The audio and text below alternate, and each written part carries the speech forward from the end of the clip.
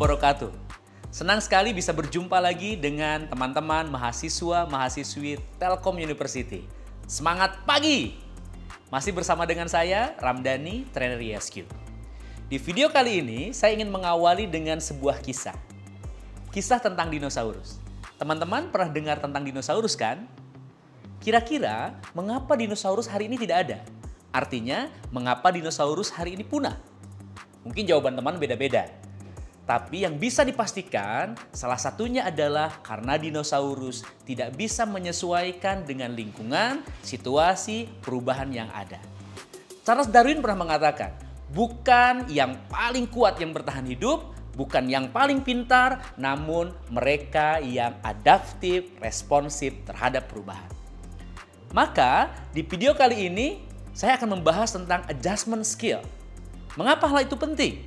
Karena teman-teman akan mengalami perubahan.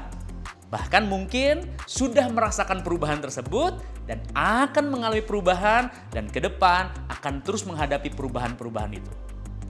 Sahabatku, contoh. Dulu yang teman-teman siswa sekarang sudah jadi mahasiswa. Itu adalah sebuah perubahan. Teman-teman jangan dianggap sama.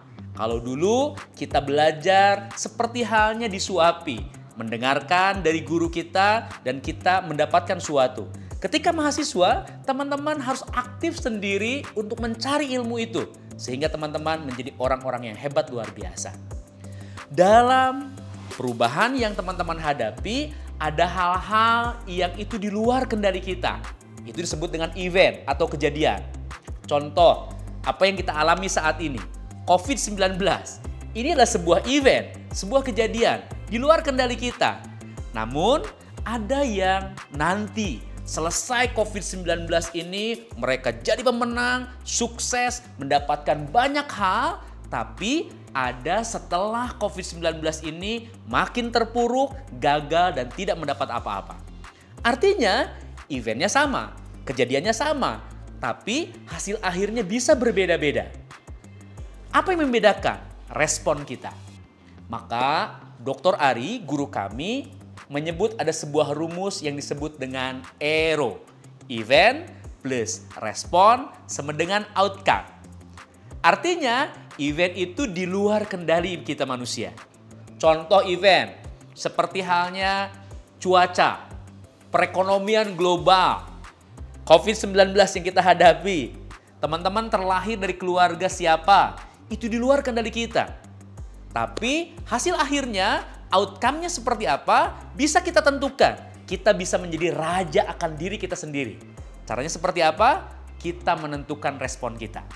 Kalau respon kita positif dengan apapun yang terjadi, maka outcome-nya akan menjadi positif. Di video kali ini, saya ingin mengajak teman-teman semuanya untuk bisa menyesuaikan dengan perubahan lingkungan, situasi yang ada, yang teman-teman hadapi apapun itu, tapi hasil akhirnya tetap positif, tetap baik, tetap luar biasa. Siapa yang mau? Boleh angkat tangannya dulu dan katakan, saya! Oke, bagus sekali. Nah, sekarang saya akan berikan salah satu tips paling sederhana bagaimana merubah respon kita untuk tetap positif. Yang pertama, seperti apa yang sudah kita bahas ketika training online kita ya. Teman-teman, gerak kita itu akan menentukan sekali kondisi emosi kita. Motion to emotion. Gerak tubuh kita, mimik wajah kita, cara kita berbicara, itu akan mempengaruhi emosi kita. Maka hati-hati dengan gerak tubuh kita. Mari kita praktekkan.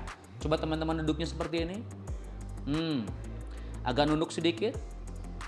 Wajahnya lemas seperti ini. Apa yang teman-teman rasakan? Yes. Yang teman-teman rasakan malas. Apalagi bete, mager, tidak semangat. Kalau seperti ini menatap masa depan, bagaimana masa depannya? Ya, suram. Teman-teman, maka lihat, dengan gerakan seperti ini, maka hal-hal negatif datang kepada kita. Coba sekarang kita rubah gerak kita. Duduknya tegap, senyum seperti saya, 2 senti kanan 1 kiri. Oke, kepalkan tangannya, ikuti kata-kata saya dan ikuti gerakan saya. Pagi, Semangat, semangat, semangat. Bagaimana perasaan teman-teman? Ya, terbawa semangat, bahagia. Dan kalau kita seperti itu menatap masa depan, bagaimana masa depan kita? Cerah. Iya, itu dia. Gerakan akan mempengaruhi sekali emosi kita. Maka tips yang pertama dari kami bagaimana supaya respon kita tetap positif adalah gerak kita yang positif. Teman-teman tolong praktekkan ini dalam kehidupannya ya. Jadi kalau teman-teman sekarang di era COVID-19 harus kuliah online, harus kuliah daring, dari kejauhan, dari rumah, jangan sampai kuliahnya lemes seperti ini, wajahnya murung, tidak semangat. Apa yang terjadi? Nanti bisa jadi dosennya pun akhirnya tidak semangat mengajar teman-teman semuanya. Yang lebih berbahaya, aura negatif itu pun akan menyebar kepada yang lain dan akhirnya membuat banyak hal-hal negatif datang kepada teman-teman. Hati-hati dengan hal tersebut. Maka, nih tolong langsung dipraktekkan. Selesai dari sini, kuliah daringnya, kuliah online-nya, senyum, bahagia, semangat, tegap. Maka nanti dosennya pun semakin semangat mengajar teman-teman semuanya. Sahabat, itu tips yang pertama, gerak kita. Motion to emotion. Tips yang kedua adalah kata-kata. Tadi ketika mengepalkan tangan berkata semangat, semangat, semangat. Selain karena gerak kita positif, ada kata-kata yang kita ucapkan yang akan masuk ke telinga kita, masuk ke pikiran kita, dan itu memprogram pikiran bawah sadar kita. Maka hati-hati dengan apa yang kita ucapkan. Teman-teman kalau terlalu sering mengatakan, susah nih, berat nih, gak mungkin. Apa yang terjadi? Maka susah beneran yang kita dapatkan. Berat beneran yang kita dapatkan. Maka sekarang mulai kita atur kata-kata kita dengan kata-kata yang positif. Katakan, saya bisa, semangat, luar biasa, bahagia. Maka kalau kita sering mengatakan hal-hal positif seperti itu, tampilkan di hadapan orang tua kita, sampaikan kepada teman kita, sampaikan kepada dosen kita, maka kecenderungan itulah yang akan masuk ke pikiran kita dan akan memprogram pikiran bawah sadar kita. Saya akan ceritakan kisah nyata tentang kekuatan kata-kata ini.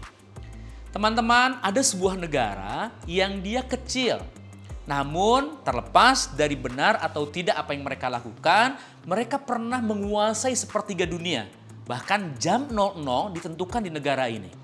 Teman-teman, bahkan bahasa internasional menggunakan bahasa negara ini. Ada yang bisa nebak negara mana? Yes, Inggris. Apa yang membuat Inggris bisa seperti itu? Salah satunya karena Ratu Inggrisnya senantiasa menyampaikan sebuah kata-kata yang itu masuk ke dalam pikiran bawah sadar masyarakatnya. Apa itu? Britain rules the waves. Inggris mengatur gelombang lautan.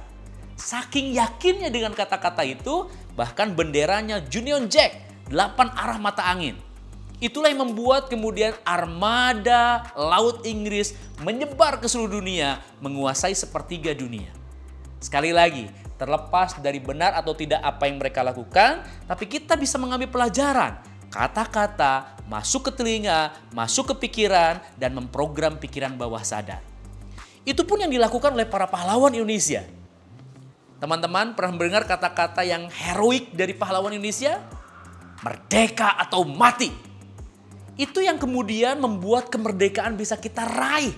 Kenapa? Karena keyakinan yang sangat luar biasa yang disampaikan melalui kata-kata. Kata-kata itu masuk ke dalam telinga kita, masuk ke pikiran kita, masuk ke pikiran bawah sadar kita. Sahabat, untuk menguatkan, saya pun akan ceritakan kisah seorang petinju legendaris.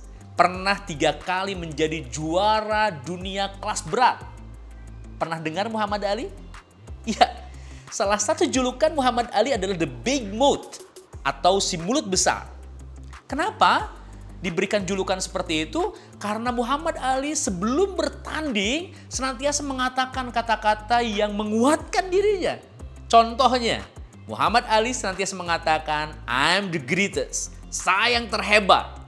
Dan kata-kata itulah yang masuk ke dalam telinganya, masuk ke pikirannya, memprogram pikiran bawah sadarnya, membuat dia benar-benar menjadi juara dunia kelas berat 3 kali.